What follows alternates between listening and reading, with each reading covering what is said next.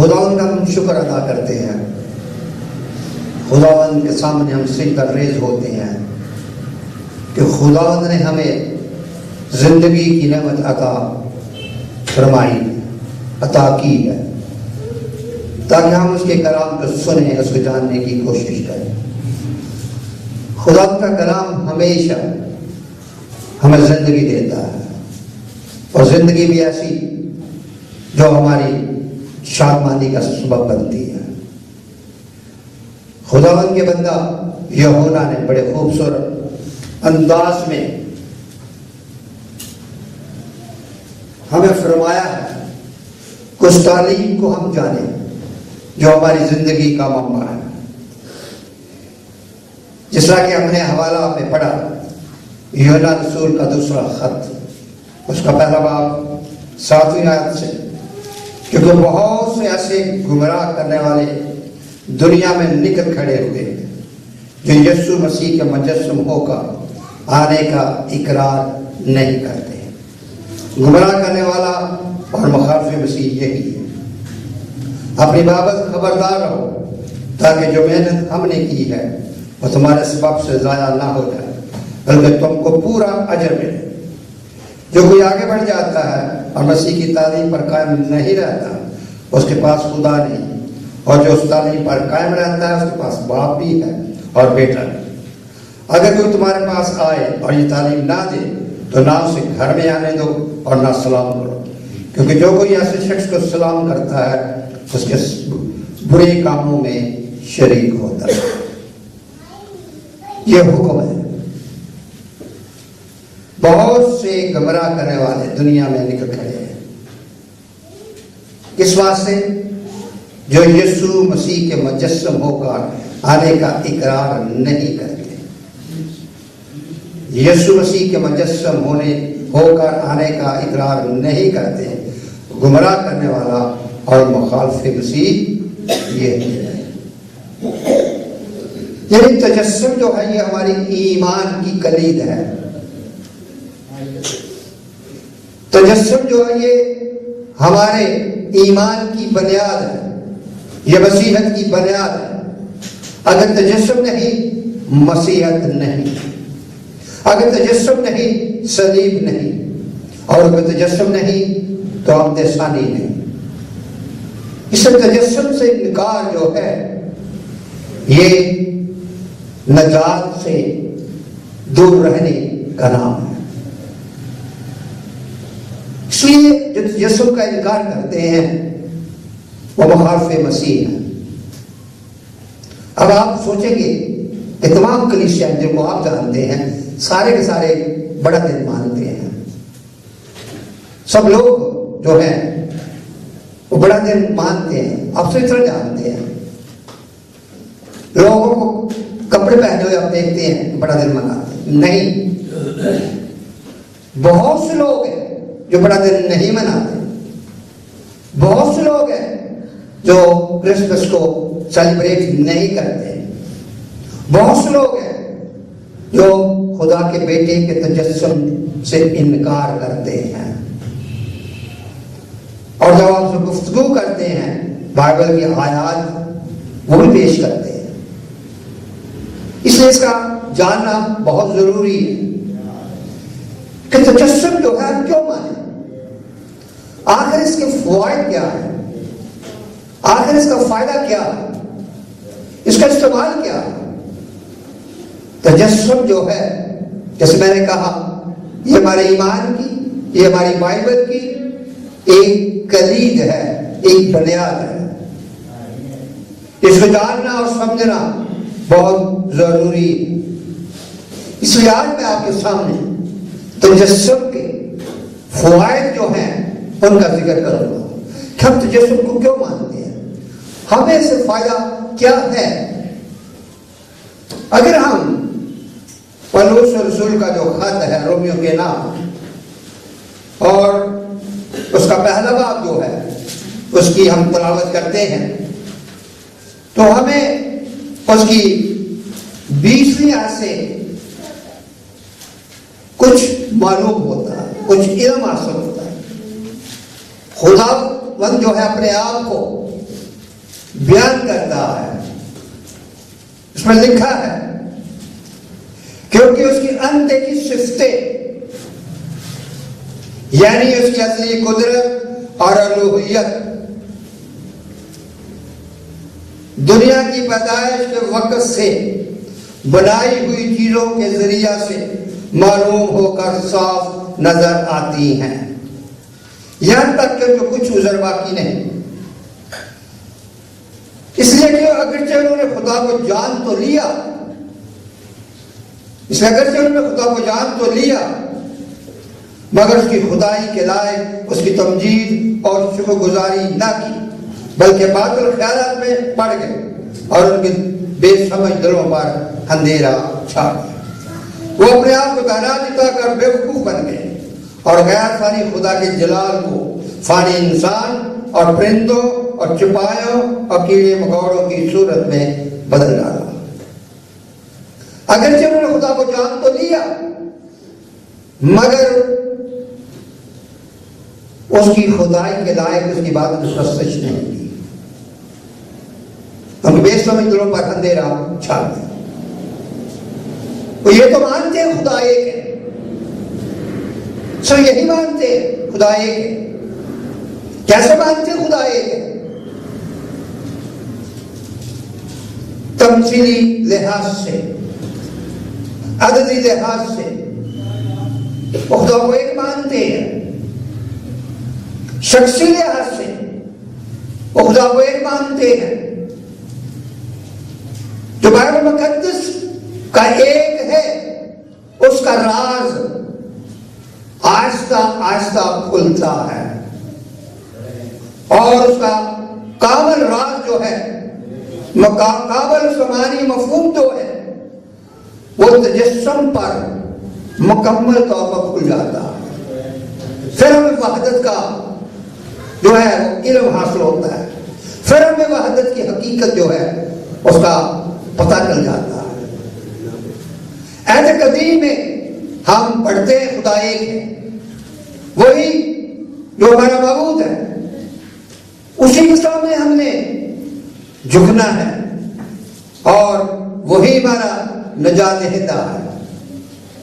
ہم خدا کو جانتے ہیں ایک کے طور پر، نام کے طور پر۔ مثال دینا چاہتا ہوں، اگر کسی صحرا میں ایک ہاتھی گزرتا ہے اور اس پر ہاتھی کے پاؤں کے نشانات ہیں، پاؤں کے نشانات سے آپ معلوم کرتے ہیں کہ ہاتھی گزرا، صرف ہم کو پتا ہے کہ ہاتھی گزرا، آپ یہ نہیں جانتے کہ ہاتھی جو ہے اس کی عمر کتنی ہے، ہاتھی کی جو ہاتھی کا قد ہے وہ کتنا ہے، اس کا رنگ کیا ہے، جسامت کتنی ہے، میل ہے یا فیمیل، یا نر ہے یا مادہ، آپ یہ جان نہیں سکتے۔ صرف اس کے پاؤں کے نشانوں سے یہ معلوم کرتے ہیں کہ ہاتھی گزرا ہے۔ ہاتھی کی حقیقت و ماہیت جو ہے اس سے آپ بالکل نابلد ہیں، نہیں جانتے۔ اس طرح خدا کو کہنے سے یہ جانتے خدا ہے، خدا کے تصور کو جانتے خدا ہے، مگر خدا کی حقیقت و ماہیت کو نہیں جانتے۔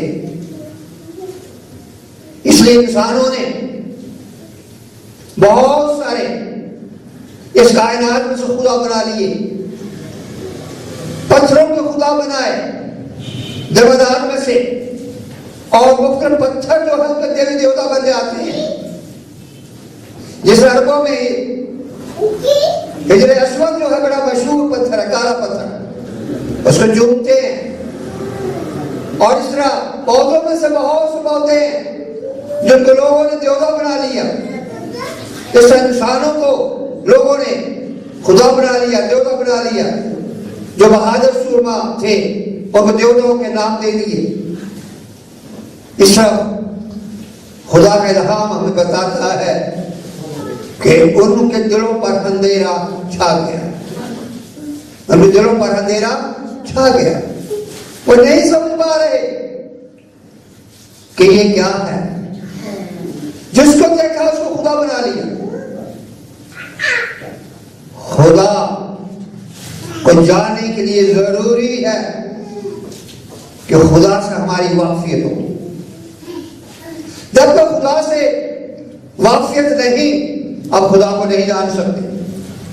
جب تک انسانی لحاظ سے ہم کسی شخص سے واقفدار نہیں ہیں، ہم اس شخص سے محبت نہیں کر سکتے. بہت سے لوگوں، ملکوں کے لوگوں سے ہماری واقفیت نہیں، ہم نہ ان کو جانتے نہ پہچانتے، ہم ان سے محبت کیسے کریں؟ بہت سے دنیا کے شہروں کو ہم نہیں جانتے، وہاں کی شہر کے باشندوں کے ساتھ ہم محبت کس طرح کریں؟ جس چیز کو جانتے ہی نہیں ہے اس سے ہماری محبت نہیں ہو سکتی. اسی طرح جب تک ہم خدا کو جانتے ہی نہیں ہیں تو ہماری محبت خدا کے ساتھ نہیں ہو سکتی.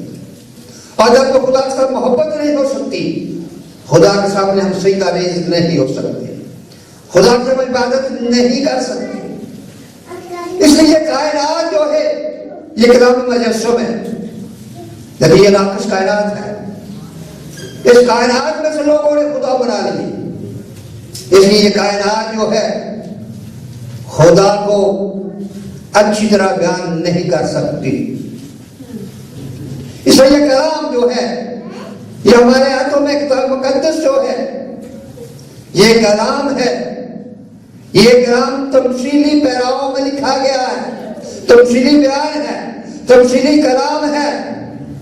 یہ کلام جو ہے یہ بھی خدا کی مکمل حقیقت کو بیان نہیں کرتا. یہ کلام جو ہے یہ تمثیلی بیان کرتا ہے، اس کی تمثیلی صفات کو بیان کرتا ہے، اس کے کانوں کو بیان کرتا ہے، اس کی آنکھوں کو بیان کرتا ہے، اس کے ہاتھوں کو بیان کرتا ہے، اس کے چہرے کو بیان کرتا ہے. یہ سارے کے سارے تمثیلی الفاظ ہیں، اور تمثیل جو ہوتی ہے وہ حقیقت کے مطابقت نہیں ہوتی. اس لیے یہ الہامی کلام جو ہے یہ خدا کی حقیقت کو مکمل طور پر بیان نہیں کرتا. اس لیے اس کلام کو جاننے سے ہم خدا کی عبادت و پرستش جو ہے وہ بھی حقیقی طور پر نہیں کر سکتے، کیونکہ یہ کلام ہمیں صحیح طرح بتاتا ہے خدا ہے، اس کے وجود کو بیان کرتا ہے. ایسے قدیم کا خدا کے وجود کو بیان کیا گیا، خدا ہے، خدا کی ماہیت اس کے بعد ان کو بیان نہیں کیا گیا. اور خدا ظاہر بھی ہوتا ہے، کبھی کبھار ظاہر ہوتا ہے تو وہ بھی عارضی جسم میں ظاہر ہوتا ہے، اور جو ظاہر ہوتا ہے اس کو انہوں نے خدا سمجھ لیا. یہ خدا ہے، اسی کو انہوں نے ہستی سمجھ لی، اسی کو انہوں نے وجود سمجھ لیا. اس لیے خدا کے وجود اور ظہور میں انہوں نے فرق نہ کیا. اس لیے تو یہوذا رسول خدا کے الہام سے لکھتا ہے، خدا کو کسی نے کبھی نہیں دیکھا، اکلوتا بیٹا جو باپ کی گود میں اسی نے ظاہر کیا. خدا کے وجود کو کسی نے کبھی نہیں دیکھا، اس لیے خدا روح ہے. جب روح ہے تو روح نظر نہیں آ سکتی. اس لیے اہل قدیم کی کلیسیا نے خدا کے وجود کو جانا ضرور لیکن دیکھا نہیں. جب انہوں نے دیکھا نہیں ہے تو اس پر یقین محکم، ایمان محکم کس طرح آ سکتے ہیں؟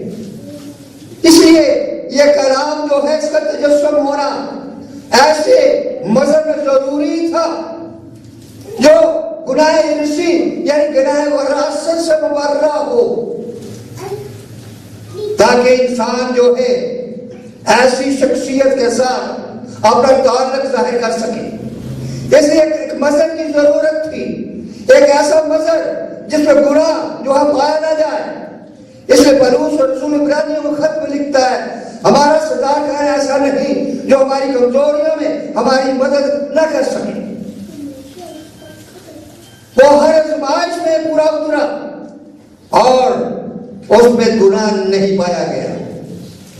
یعنی ایسا مذہب چاہیے.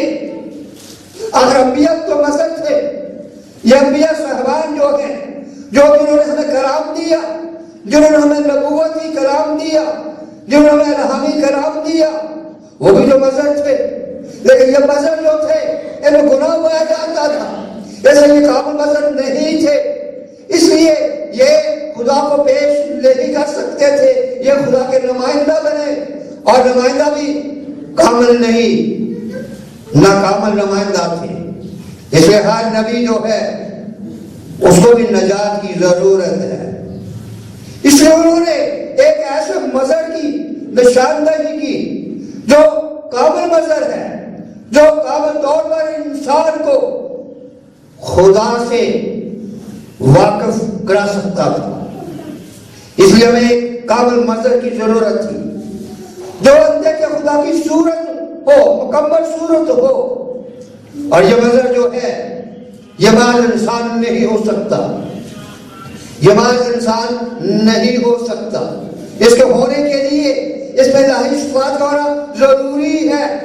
اس لیے یہ مظہر جو تھا جس کی ضرورت تھی وہ مظہر ایک لحاظ سے انسان بھی ہو اور دوسرے لحاظ سے وہ خدا بھی ہو، یعنی اس مظہر میں انسانی اور الہی دونوں قسم کی صفات کا ہونا ضروری ہے، پھر وہ مظہر کامل بنتا ہے۔ اور اس مظہر میں گناہ کا شائبہ تک نہ ہو، یعنی اس مظہر میں گناہ نہ پایا جائے، کیونکہ لکھا گناہ جو ہے، گناہ کی مزدوری موت ہے، گناہ کی مزدوری موت ہے، اور جب انسان موت لیتا ہے تو بھائی طور پر، جسمانی طور پر موت ہو گئی، اس کے بعد اسے نجات ہو سکتی ہے۔ اس لیے کلام نے دوسری موت کہا کہ اس کی طبعی موت بھی ہوگی گناہ کرنے سے، اور اس کی روحانی موت بھی ہوگی۔ روحانی موت کو دوسری موت گناہ دے دیا گیا۔ اس کی طبعی موت اور انسانی موت سے نجات دینے کے لیے ایک کامل مظہر کی ضرورت تھی، اور وہ مظہر جو ہے وہ کلام مجسم ہو، وہ مظہر جو ہے تجسم کی بنیت ہو، وہ مظہر جو ہے وہ خدائے مجسم ہو۔ اس ایسے مظہر کی ضرورت تھی۔ اس لیے دنیا میں ہم جب دیکھتے ہیں، ہم وجود کی بات کرتے ہیں، بہت سے وجود جو ہے انسانوں کے وہ بڑے جاؤ جلال والے ہوتے ہیں، اور انسانوں کے لیے بہت سی چیزیں قیمتی ہوتی ہیں۔ میں ایک مثال دینا چاہتا ہوں۔ ایک شخص تھا، ایک جوہری، ایک ہیرو کا کاروبار کرنے والا شخص تھا۔ اس شخص کے پاس ایک بہت ہی پیارا جو تھا جانور تھا، اور وہ جانور جو تھا وہ ایک بطخ تھی، اور بڑی اچھی لگتی تھی لوگوں کو، جو بھی آتا اس کو خریدنا چاہتا تھا، لیکن وہ نہیں دیتا تھا۔ بہت سے لوگ، اس کے دوست اور بہت سے اس کے عزیز و اقارب ناراض ہو کر اس سے چلے جاتے ہیں۔ ایک دن ایک ہیرو کا کاروبار کرنے والا شخص جو ہے اس جوہری کے پاس آتا ہے۔ وہ جوہری جو ہے اندر کام کر رہا ہوتا ہے، اور جب کام کر رہا ہوتا ہے تو اتنے دیر میں وہ بطخ جو ہے، کچھ لوگ ہنس کہتے ہیں، وہ ایک لال کو جس کی قیمت 1,00,000 روپیہ ہے نکل جاتی ہے یا نکل جاتا ہے، اور وہ گاہک کہتا ہے کہ کیا خریدنے آئے ہو؟ وہ کہتا ہے میں خریدنے یہ تمہارا جو بطخ ہے یا ہنس ہے میں اس کو خریدنا چاہتا ہوں۔ کہتا ہوں واقعہ خریدنا چاہتے ہو؟ ہاں جی واقعہ خریدنا چاہتا ہوں۔ اس نے کہا کیا قیمت ہے؟ اس نے کہا اس کی 2,000 قیمت ہے۔ پرانے دور کی بات ہے، 2,000 قیمت بہت بڑی قیمت تھی۔ وہ کہتا لو 2,000 میں، اور وہ ہنس کو لے کر چلا جاتا ہے، اور جو مالک بڑا خوش ہوتا ہے، بے وقوف شخص ہے، جب کی 5 روپے قیمت ہے وہ 2,000 لے کر واپس چلا گیا، مگر اس جوہری کو پتا ہے کہ اس کے پیٹ کے اندر کیا ہے؟ 1,00,000 روپے کا لال ہے۔ اس طرح اس جانور کی قیمت کیا ہے؟ بڑھ جاتی ہے۔ کس کی وجہ سے؟ 1,00,000 کے باعث، 1,00,000 روپے کی قیمت کے باعث اس قیمت بڑھ جاتی ہے۔ اور یہی لال جو ہے، جو الہی لال ہے، جب وہ مریم کے پیٹ میں تجسم لیتا ہے مریم کی قدر و قیمت کیا ہے؟ بڑھ جاتی ہے. اور مریم کو اب کیا کہتی ہے الفبا؟ میرے خدا کی ماں میرے پاس آئی ہے. اب وہ مریم سے کیا بن جاتی ہے؟ خدا کی ماں بن جاتی ہے. یعنی خداوند جو ہے جب انسان کے ساتھ ملاپ کرے گا تو انسانیت کو بحال کرے گا، انسانیت کی قیمت کو بڑھا دے گا، پر انسان کو پستی سے اٹھا کر آسمان پر لے جائے گا، اور اس طرح انسان کے ساتھ وہ اپنا میل ملاپ کرتا ہے. اس لیے یہ منظر قیامت کی ضرورت تھی، اور یہ منظر ایسا ہونا چاہیے جو ایک طرف جس کا واسطہ ڈائریکٹ باپ کے ساتھ ہو، اور ایک طرف اس کا واسطہ انسان کی طرف ہو.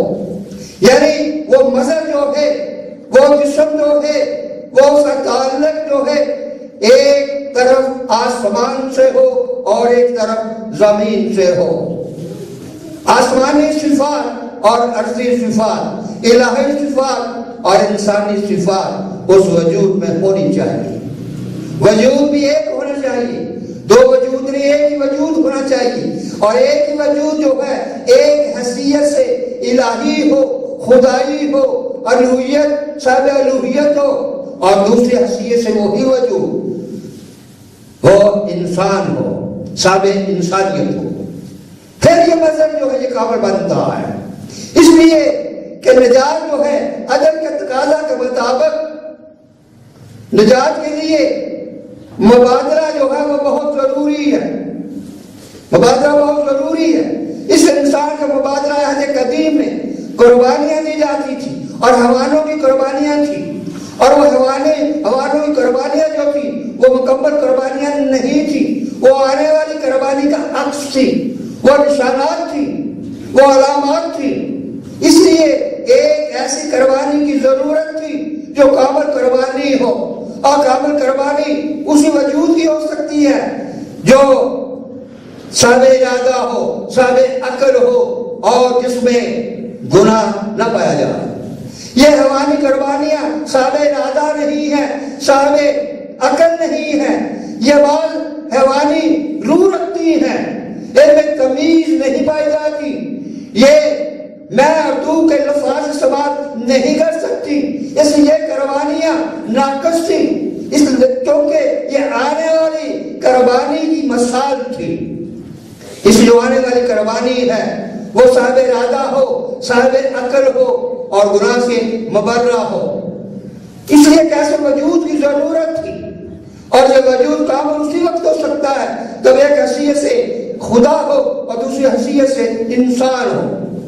اس وجود کا نام خداوند یسوع مسیح رکھا گیا. فرشتے نے کیا کہا؟ اس کا نام ایمینوئل رکھنا. پھر کیا کہا؟ اس کا نام یسوع رکھنا. دونوں الفاظ مترادف ہیں، ہم معنی ہیں. اس سے خدا ہمارے ساتھ گناہوں سے، خدا گناہوں سے نجات دیتا ہے، ایک ہی مفہوم کو بیان کرتے ہیں. اس لیے یہ مذہب جو ہے یہ کلام تجسم کہلاتا ہے. اس کلام تجسم سے ایک سربستہ راز کھلتا ہے جو عہد قدیم میں چھپا ہوا ہے، جسے رسول نے کہا خدا کو کسی نے کبھی نہیں دیکھا، اکلوتا بیٹا جو باپ کی گود میں اسی نے ظاہر کیا. عہد قدیم کے لوگوں نے، عہد قدیم کے انبیاء نے کبھی بھی خدا کے وجود کو نہیں دیکھا تھا. عہد جدید کے لوگوں نے خدا کو دیکھا کیونکہ ایمانویل خدا ہمارے ساتھ ہے، اسی کو دیکھا جو ایمانویل ہے. اس لیے فلپس نے کہا ہمیں خدا دیکھا. خدا مسیح نے کیا فرمایا؟ جس نے مجھے دیکھا اس نے باپ کو دیکھا. جس نے مجھے دیکھا اس نے باپ کو دیکھا. جو کام میں کرتا ہوں وہی کام میرا باپ کرتا ہے، جو کام میرا باپ کرتا ہے وہی کام میں کرتا ہوں. میرا باپ مردوں کو اٹھاتا ہے، میں مردوں کو اٹھاتا ہوں. میرا باپ سبز کا مالک ہے، میں سبز کا مالک ہوں. اس لیے جس نے مجھے دیکھا اس نے باپ کو دیکھا. جو میری الہی صفات ہے وہی باپ کی الہی صفات ہے. جو باپ کی ذات الہی ہے وہی میری ذات الہی ہے. اس لیے مجھ میں باپ رہتا ہے اور میں باپ میں رہتا ہوں. یعنی میرے اور باپ کے درمیان ذاتی وحدت پائی جاتی ہے. ذاتی وحدت ہے، ایک ہی ذات ہے. جو باپ کی ذات ہے وہی میری ذات ہے. باپ کی الہی ذات ہے، وہ میری الہی ذات ہے، ہم دونوں کی ایک ہی ذات ہے اور وہ ذات الہی ہے، اس سے ہم دونوں میں وحدت ذاتی پائی جاتی ہے، ایک ہی وحدت پائی جاتی ہے۔ اس لیے تجسم سے، اس کلام کے تجسم سے، اس شخصی کلام کے تجسم سے ایک راز جو ہے جو عہد قدیم میں ابھی کھلا نہیں، ابھی وہ کھلنے کی راہ پر جاری و ساری تھا، وہ کھلتا ہے۔ اور راز کیا ہے؟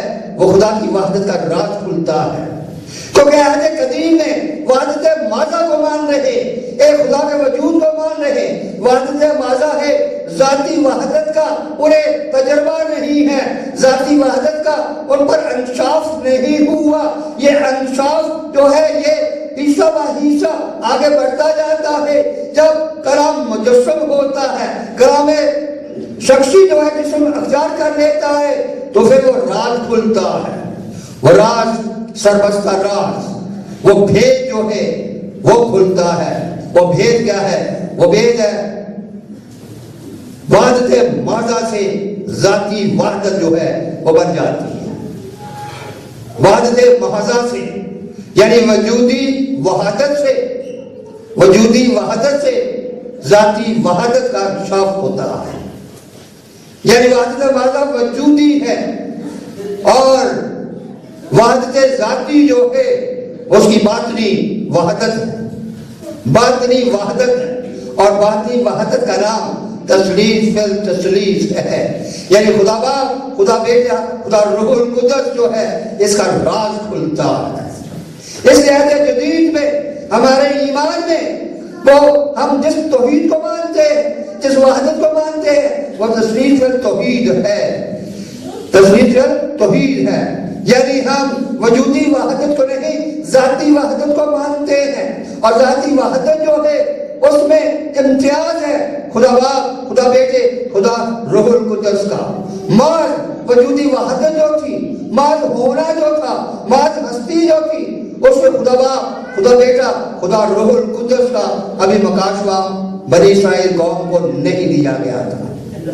اس لیے یہ تجسم جو ہے یہ تثلیث کے بیت کو کھولتا ہے، اور یہی فائدہ ہے تجسم کا کہ ہم بیٹے کے وسیلے باپ کی پرستش کرتے ہیں، اور بیٹا جو ہے انسانی جسم کو لے کر قربان ہوتا ہے، الوہیت سردار کاہن بن جاتی ہے، اور یہ بشریت، یہ جسم جو ہے یہ قربانی بن جاتا ہے۔ اس لیے الوہیت سردار کاہن کے طور پر اس جسم کو قربانی کے طور پر صلیب پر قربان کرتی ہے، اور یہ قربانی ہمارے لیے مبادلہ بن جاتی ہے، اس لیے کہ یہ جسم جو ہے گناہ سے مبرہ ہے، یہ کامل قربانی ہے، یہ کامل قربانی ہی ہمارے گناہوں کو اپنے خون میں، یہ خون سے دھو لیتی ہے، ہمیں پاکیزگی دیتی ہے۔ اس تجسم جو ہے ہمارے گناہوں کو معافی جو ہے وہ بخشتا ہے۔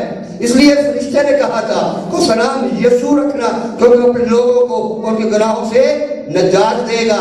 اس تجسم جو ہے وہ ہمارے لیے اتنا کارگر فائدہ مند ہے کہ وہ کام ہوا، وہ کارنامہ ہوا جو انبیاء سے سرزد نہیں ہوا تھا، جو فرشتوں سے سرزد نہیں ہوا تھا، وہ کلام مجسم نے وہ کارنامہ انسانیت کے لیے سر انجام عہد جدید میں آ کر پایا تکمیل کو پہنچتا ہے۔ اس لیے ہم اندیکھے خدا کی پرستش نہیں کرتے، فطرت کا خدا اندیکھا خدا ہے، یہ تمثیلی خدا اندیکھا خدا ہے، کیونکہ تمثیلوں کے ذریعے ہم صحیح بات کی پرستش نہیں کر سکتے۔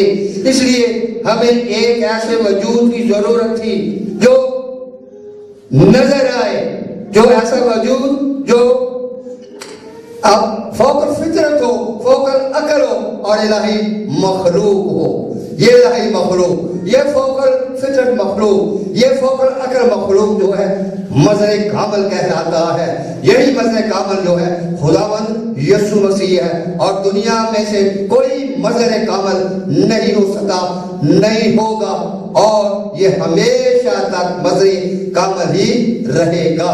اس لیے تجسم جو ہے یہ ہماری نجات کی کلید ہے، یہ ہماری نجات کا ستون ہے، یہ ہماری نجات کی بنیاد ہے۔ اس لیے اس پر جو ایمان نہیں لاتا وہ کون ہے؟ مخالف مسیح ہے، وہ سمجھتا ہی نہیں۔ اور جب وہ مخالف مسیح ہے لکھا گیا ہے ایسے شخص سے کوئی رابطہ نہیں رکھنا چاہیے تاکہ آپ اس کی تعلیم میں کہیں پھنس نہ جائیں۔ اس لیے تجسم ہماری زندگی کے لیے جو کیا ہے، یہ ہمیشہ کی زندگی کو بیان کرتا ہے۔ اس لیے اگر ہمیشہ کی زندگی لینا چاہتے ہیں، اگر آپ خدا یسوع مسیح کے کلمات کو جو ہے پر ایمان لانا چاہتے ہیں کہ راہ و زندگی میں ہوں، قیامت زندگی میں ہوں، پھر تجسم کا اقرار کرنا پڑے گا، پھر تجسم کو سیلیبریٹ کرنا پڑے گا۔ خدا آپ کو برکت دے، آمین۔